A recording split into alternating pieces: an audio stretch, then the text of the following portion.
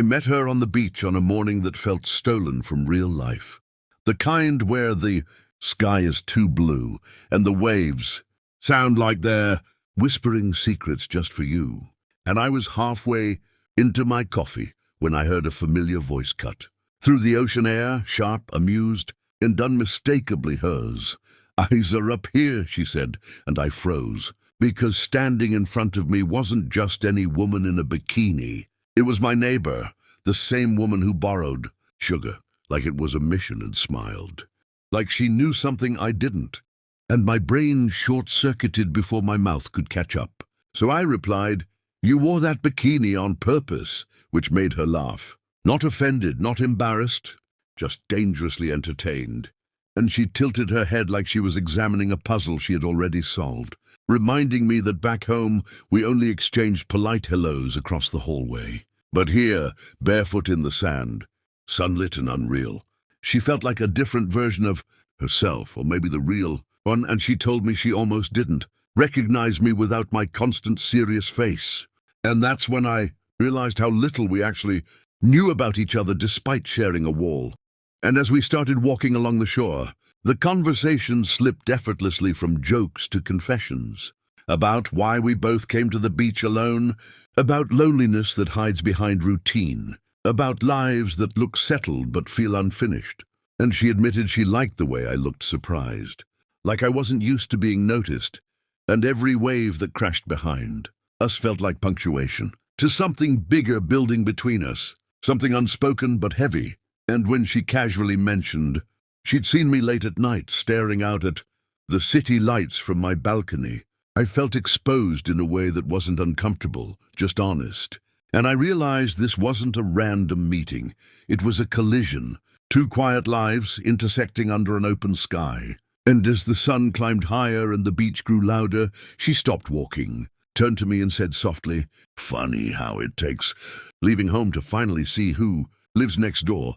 And in that moment, I knew this story wasn't about a bikini or a glance. It was about timing, courage, and the kind of connection you don't plan for, the kind that sneaks up on you when you least expect it. And if you're the type who believes small moments can change everything, then you already know why stories like this matter, why you should stay, listen, and maybe even subscribe. Because sometimes the next chapter of your life starts with a single look and a sentence you'll never forget. We sat on the sand longer than either of us planned, talking until the sun softened and the beach thinned out. And somewhere between laughter and silence, the tension shifted from playful to real, not rushed, not reckless, just honest. And she admitted she'd always sensed something familiar about me, something steady. While I confessed I'd noticed her independence, the way she carried herself, like she didn't wait for permission.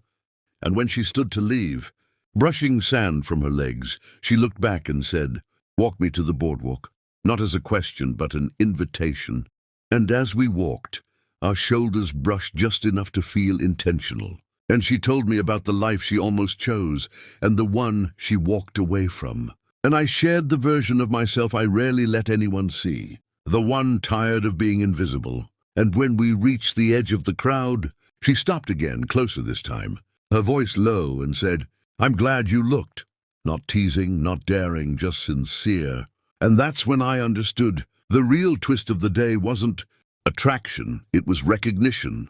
Two people realizing they'd been orbiting each other without ever colliding until now.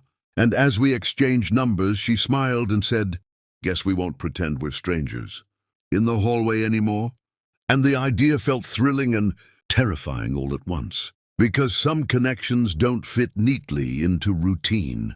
They challenge it. And as we parted ways, I watched her disappear into the crowd, knowing the beach would fade back into memory, but the shift inside me wouldn't. And later that night, standing on my balcony as usual, my phone buzzed with a message from her that simply read, "Eyes are still up here," followed by a wink. And I laughed out loud for the first time in weeks, realizing how easily life can change when you let it, when you stay open to unexpected chapters. And if this story made you feel that spark, that curiosity, that hope, then you already understand why stories like this deserve to be followed. Why subscribing isn't just about content. It's about staying for the moments that remind us we're alive. Because sometimes the most powerful stories aren't loud or dramatic. They start quietly, on the beach, with a glance and a line you'll never forget. That night after the beach, sleep refused to come. Not because of desire alone, but because of the strange calm she had stirred in me. The kind that settles deep and stays, and when morning arrived, it brought with it a soft knock on my door that felt louder than it should have. And when I opened it, there she was. No bikini this time, just simple clothes and that same knowing smile. And she said, "So, neighbor," like she was testing how the word sounded now. And everything shifted from coincidence to choice, because we weren't pretending anymore. And over coffee that grew cold between us, we talked about boundaries, about fears, about how attraction is easy, but connection takes courage. And she admitted she'd worn that bikini knowing I might see her. Not for attention, but for truth. To see if I'd look away or be honest. And I realized then this wasn't about temptation. It was about being seen and not flinching. And when she reached for my hand, it wasn't dramatic, just steady. Like she was saying, "I'm here if you are." And days turned into quiet evenings. Shared glances in the hallway that meant more than words. Laughter that felt earned, and a relationship that didn't explode into chaos, but grew slowly, deliberately, like something meant to last. And one night she leaned into me and whispered, "Funny how one look changed everything."